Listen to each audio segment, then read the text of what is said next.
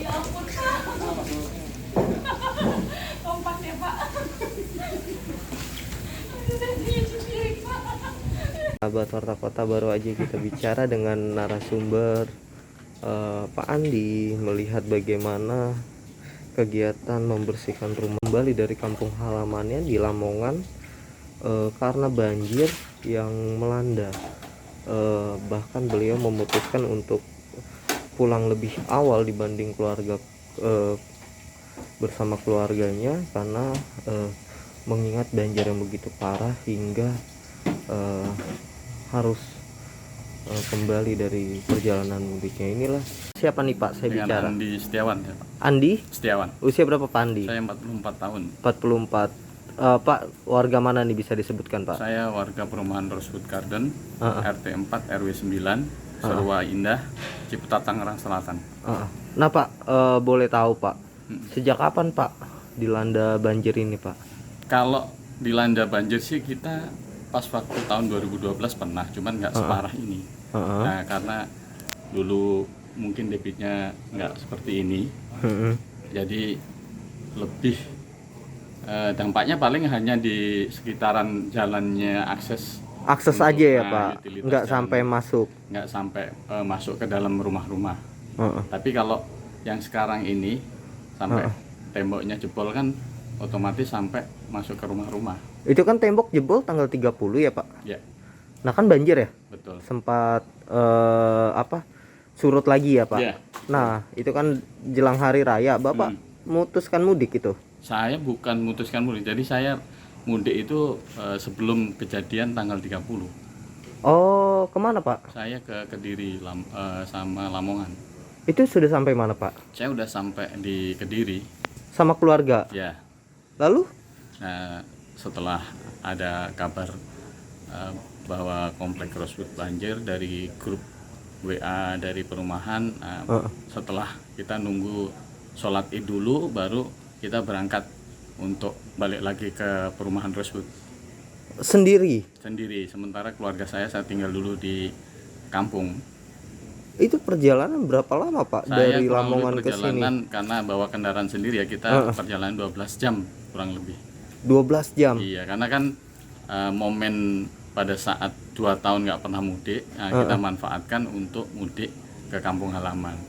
Nah sampai di sini Pak, kan di sana keluarga tahu ya Bapak harus balik lagi karena banjir ya. Sampai di sini jam berapa Pak kira-kira? Saya berangkat dari Surabaya jam 12 lebih 15, sampai sini kurang lebih sekitar dari Soekarno Hatta itu sekitar jam 2-an. Perjalanan ke sini jam 3. Nah, menjelang sampai sini saya diterima sama hujan. Nah, begitu hujan datang, tiba-tiba ada banjir susulan lagi. Padahal saya udah siap-siap untuk bersih-bersih rumah. Ternyata banjir lagi kurang lebih 70 cm. Jadi nggak jadi bersih-bersih. Nah, sekarang ini baru bersih-bersih. Ini Bapak perjalanan Bersih. Nah, sekarang ini baru bersih-bersih. Ini Bapak perjalanan kebaliknya naik pesawat atau Ya, naik? naik pesawat saya. Naik pesawat. Tadinya pergi naik perjalanan mobil, terus terpaksa Saya balik lagi supaya cepat waktunya. Nah, naik pesawat. Naik pesawat kan gitu, supaya cepat untuk nyampe sini dan bisa bersih-bersih. Ternyata nyampe sini kebanjiran lagi. Nah surutnya jam berapa Pak? Surutnya itu semalam kurang lebih sekitar jam 10-11an lah.